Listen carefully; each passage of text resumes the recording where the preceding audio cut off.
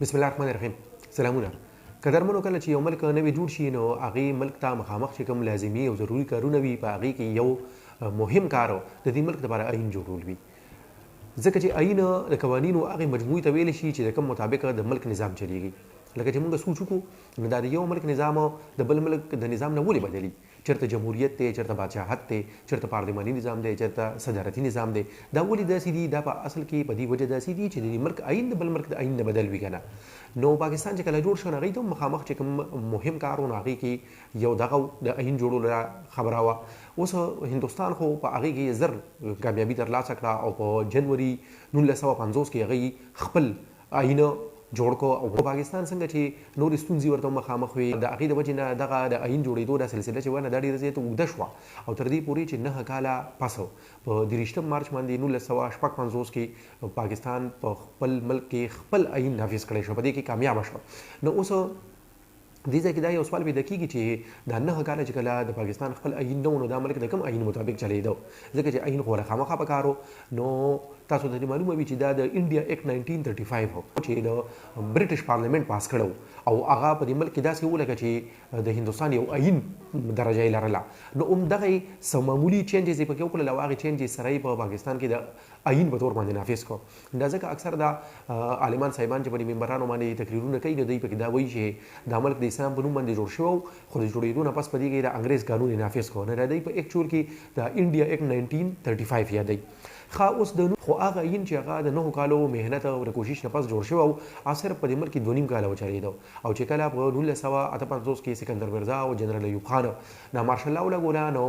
دغه عین چې دی نه دی ختم کوم. صرف ماته نه بلکې د پاکستان د ټولو مسلو هغه ذمہواری هم په دې عین باندې راوړل. پاکستان کې پارلماني جمهوریت چې دی دا فیل شو. نو په دې وجه باندې بیا دغه جرنیل چې و ایوب خان نو د 1962 کې خپل عین جوړ کو چې د دې وجه نه چې هغه صرف د جوړ کړو او د مازغو پیداوار او ټول طاقت او اختیار د هغې عین په ترو باندې راوستو او ځان سره یې کېښوده. نو په دې وجه باندې هغې ته ورمین کنسټیټیوشن وایي. او نو دغه د 1962 د عین د پاکستان دویم عین او په دې کې په پاکستان کې صدارتي نظام لاګو کړی شو. خو چې کله ایوب خان لاړ استعفا یې ورکړه او یحیی خان راغی نو یحیی خان چې نورې وعدې کوم سره کمې کولې نه یو پکې دا وعده وه چې موږ به یو متفقه عین ملک له ورکوو کام له ورکوو چې په هغې باندې به ټولې پارټۍ متفق وي. نو بیا خو د پاکستان له 2 ټوټې کېدو نه پس جنرال یحیی خان استعفا ورکړه او د ذوالفقار علي بټو په دغه دور کې په 1983 کې په 14 اګست باندې په دې ملک کې دغه دریم عین نافذ کړی شو کوم چې د پاکستان موجوده عین دی. نو اوس د پاکستان دغه موجوده عین تر اوسه پورې په دې کې شپږ شو امنډمنټس شوي دي، 26 ترامیم پکې شوي دي. اوس دا ترمیم یا امنډمنټ څه ته وایي؟ لکه اوس د پاکستان په دې عین کې 280 دفعې دي، آرټیکلز دي. نو دا یو دفعه بیا چې کوم نه په دې کې دننه شیکونه جزونه پکې پارټس دي. نو دغه 280 آرټیکلز چې کوم دي که چېرته په دې کې یو پوره آرټیکل یا د دې آرټیکل یو شکو پارلمان بدلولو غواړي نو هغه دا په 2/3 اکثریت سره یعنی ټوټل میجارټي سره دا بدلولی شي. نو چې دا چې کله بدل کړي نو دې ته د عین ترمیم وایي. په عین کې دا چینج چې دی دې ته د عین ترمیم وایي. نو تر اوسه پورې 26 ترامیم چې کوم شوي دي نو په هغې کې د ټولو نه مهم ترمیم چې دی چې د هغې اثر هم ډېر دی. یو پیکیج و باقاعده د ډېر زیات ترامیم یو پیکیج و نو هغه د هغه 18 ترمیم دی او دغه 18 ترمیم 18 ترمیم 18 امنډمنټ که اخبارونه موږ داخلونه په هغې کې هم د دې ذکر وي که ټي وي ټاک شوز ته ناست نو په هغې کې هم د دې ذکر وي او ډېر خلک پکې وایي چې دا 18 ترمیم چې کوم دی دا بیا رول بیک کېدو تیارې کېږي کېدای شي چې بیا یې واپس کړي. نو دغه 18 ترمیم باندې نن د ویډیو کوو خو د هغې نه مخکې د پاکستان په دغه عین کې چې دا کوم 26 ترامیم شوي دي نو ټول نه ځکه چې ټول کېدای شي چې بیا په تاسو باندې هغه بوټ شي. دې کې اهم چې کوم دي د هغې شارټ تاسو ته ذکر کوم. هغې کې ګورئ لومبی ترمیم چې کوم دا په 1904 کې شوی او دا د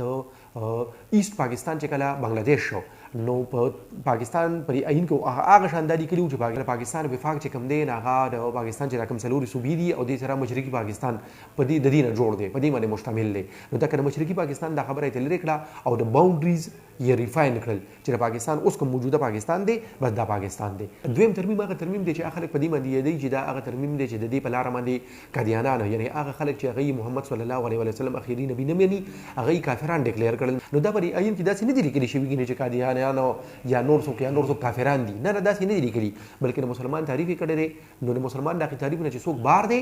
نو هغه به لکه نان مسلم تصور کیږي. نو مسلمان تعریف په دې ډول سره کړی دی چې a man would be Muslim who believes in the oneness of God and the last prophethood of Muhammad sallallahu alaihi wasallam. یعنی هغه سړی به مسلمان وي چې کوم خدای پاک یو مني او محمد صلی الله علیه وسلم اخیری نبی مني. خدای دې نه پس چې کوم دین اتم ترمیم او دا په 1950 کې شوی او دا په ضیاء الحق کړو د پارلیمان په ترو باندې او په دې ترمیم کې هغه د 58 بي چې ورته ویل شي چې کوم د آئین مشهور شک دی چې د دې شک مطابق صدر سره دا اختیار شته چې د اسمبلی ماته کی خورزان نه بلکې چې کله وزیر اعظم ته وایي چې اسمبلی ماته کنه به اسمبلی ماته نو ضیاء الحق پکې دا د وزیر اعظم د وینا د خبره ته وباسله او خپل ځان سره یعنی صدر سره دا اختیار راوستو چې د سټه مومو غوړي په خپل خوا باندې د اسمبلی ماتول شي. د دې نه پس چې کوم دی نه هغه نه هم ترمیم دی او دا د نواز شریف په وړومبي دور کې پارلمان کې قومي اسمبلی پاس کړو خو سېنټ نو پاس کړي. د دې ترمیم په لار باندې په پاکستان کې لکه چې شریعت چې کوم دی دا به پاکستان د قانونو بیس وي خو دا چې کوم دی سېنټ نه پاس نشو او دغه شان پاتې شو. بیا 14 ترمیم چې کوم دی دا د نواز شریف په دویم دور کې شوی او چې غلام اسحاق خان دوه پیری د اسمبلی ماته کړه بیا فاروق لغری یو پیری د اسمبلی ماته کړه او د 1990 په دغه کې د حیاي کې درې پیری ته به وخت حکومت ختم کړی شو. د چې نواز شریف کله راغی هغه سره په دغه وخت کې دوه تیهی اکثریت مو د هغه په آئینی ترمیم کو او آئینی اوریجنل شپ ته بیا واپس کو او د صدر نه د اسمبلی ماتولو په خپل خواخه چې کوم اختیار هغه ته واپس واغستو. چې کوم 15 ترمیم دی نو 15 ترمیم د نواز شریف په دغه دویم دور کې بیا دی او دا بیا د شریعت مطابق دی چې لکه شریعه ویل بی د سپریم لا اف د لینډ خدا بیا چې کوم دی نو پاس نشو د پارلیمان نه. د دې لپاره ولسم ترمیم دی. ولسم ترمیم د مشرف په زمانه کې شوی دی او په دې کې کسنورم شکونه وو خو په دې کې اهم خبره چې وانه هغه د کبیا وا چې بیا یو پیری ته جرنیل راغلی دی هغه ځان صدر کو هغه بیا ځان سره د اسمبلی ماتولو د اختیار واپس راوستو. د دې لپاره اتلسم ترمیم دی چې کوم باره کې موږ د ویډیو جوړو نه هغه د دې لپاره وو خو اوس چې ورپسې کوم دی نه یوشتم او دیرشتم ترمیم چې کوم دی نو دا د ای پی ایس د اٹیک نه پاسو چې په خبر کې په آرمي په سکول باندې کوم اٹیک وشو نه دا هغه نه پاس بیا پارلیمان کې چې کوم سیاسي ګوندونه هغه ترمیم پاس کړ ملټری کورټس جوړولو لپاره چې په هغه کې دهشتګرد چې کوم دي نه چې هغه سپیډ ټرایل وشي او هغه ته سزاګانې ملو شي او درشتم ترمیم بیا هم چې کوم دی نه دی ملټری کورټس لای د 2 کالو لپاره مزید ایکسټنشن ورکو نو دا هم دغه مبارک لري. د دې لپاره چې کوم اهم دی 15 ترمیم دی چې په هغه کې فاټا چې قبایلی لکه ورته ویل شي هغه د خیبر پختونخوا یې سو ګرځوله او شپږشتم ترمیم چې کوم دی ناغم د کفاټا سره ریلیټډ دی چې د قبایلی کو په کمی اسمبلی کې او په سېنټ کې سیټونه کومو نو د کمی اسمبلی سیټونه ولا کم کړل دا هغه د آبادۍ مطابق کړل او د سېنټ سیټونه ولا بالکل ختم کړل ځکه چې اوس خدای پښتونخوا یې سره چې د پښتونخوا کوم سېنټر زی بس هغه به دا ریپرزینټ کوي او په صوبایي اسمبلی کې د پښتونخوا په اسمبلی کې چې د دې سیټس نو د دلته ولا سیټس مقرر کړل. نو دا چې موږ تر اوسه په کوم ځای کې روکنه دا د اهمو ترمیم اوس د اتلسم ترمیم چې کوم خبره کو نو ما څنګه تاسو ته وایي چې دا پوره یو پیکج چې د دې په نتیجه کې ډیر زیات چینجز په آئین کې راغله. نو د 19 اپریل 2010 کې د هغه وخت صدر زرداری چې اوس هم صدر دی د هغه ساين سره د باقاعده قانون شو دغه چینجز سو. نو په دې کې غټه خړومبای خبره چې ونه هغه چې د صوبه سرحد نومي خیبر پختونخوا کو. د دې نه علاوه دویمه خبره وا چې کچریتا سو کوشش وکي چې آئین په التوا کې کېږي سسپند کی لګ وخت لپاره کوم نه عمل درآمد ودري نو دغه سړی باندې بر سنگین غدارای مقدمه چلیږي او دیبا غدار ډیکلیئر کیږي چې چریدا په دمانه ثابت شو او د دې سزا موت هم کې دي شي او عمر کې هم کې دي شي. د دې نه پس دویمه د دې نه مخکې دا پابندي و چې یو سړی په دریم ځل باندې وزیر اعظم جوړې دي شي او وزیر اعلی جوړې دي شي خو اوس چې کوم دغه پابندي واپس واغستا او یو دغه لکه چې اوس یو سړی په دریم ځل باندې وزیر اعظم هم جوړې دي شي وزیر اعلی هم جوړې دي شي بلکې په څلورم ځل هم جوړې دي شي. چې کومو دریم یو جوډیشل کمیشن جوړ کو او دغه جوډیشل کمیشن کار سو په اعلی عدلیه کې یعنی هاي کورټس او سپریم کورټ کې د ججانو اپوینټمنټ. څلورم چې کوم خبره ونه غدا و چې د دین مخکې وداس وو چې چیف الیکشن کمشنر با د حکومت په خوا باندې راتو. نو اوس حکومت چې کومه پټای دی هغه خو به خپل سړی راولي او پر راتلونکي الیکشن کې هغه د فائدہ ورکول شي. نو په دې باندې دا خبره پکې شامل کړه چې چیف الیکشن کمشنر به صرف د حکومت یعنی د وزیر اعظم په خوا نه راځي بلکې وزیر اعظم به د اپوزیشن لیډر په مشوره باندې دا سړی لګي بل پکې اهم پوینټ دا شامل و چې اسلام آباد های کورټ جوړ کو د پیښور های کورټ په منګورا کې رجسټري برانچ قائم کو او د بلوچستان های کورټ په تربت کې رجسټري برانچ قائم کو د دې نه پس په د اولس لپاره د وګړو لپاره په ټول پاکستان کې د میټرک پورې تعلیم شي دا به فری وي په سرکاري سکولونو کې هغه پورې په عین کې د جنرال ضیاء الحق نوم لیکل شوی او هغه په خپل رقم ترمیم کې دا راوستو د دې د جنرال ضیاء الحق هغه نوم چې دی ناغې دی لري کو ورپسې چې کومه د مشترکه مفادات کونسل یعنی کونسل اف کامن انټرست د دې ریسټرکچرینګ وکړو د دې نه مخکې مشرف په زمانه کې هغه داسې کار کړو چې د دې اهم ادارې مشر چې دی هغه صدر اوس د هغې مشري بیا واپس وزیر اعظم له ورکړه په ورپسې چې کومه لسمه خبره ده هغه دا ده چې د صدر نه یې رسملای ماتولو دغه اختیار واپس واخیستو چې کوم چې ولسم ترمیم کې مشرف ځان سره راوستی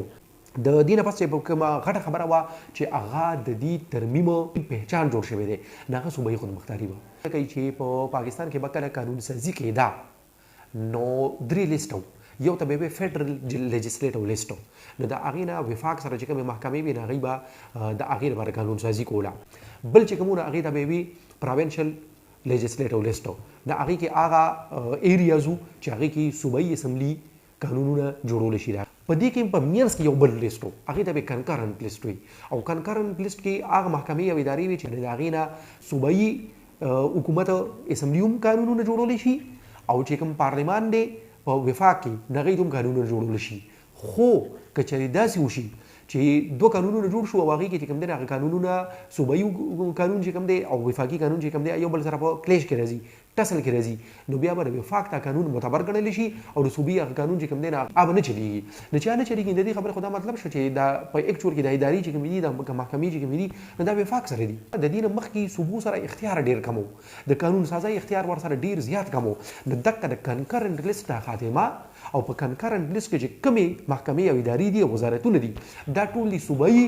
حکومتونو ته او صوبایي اسمبلی ته میلاو شي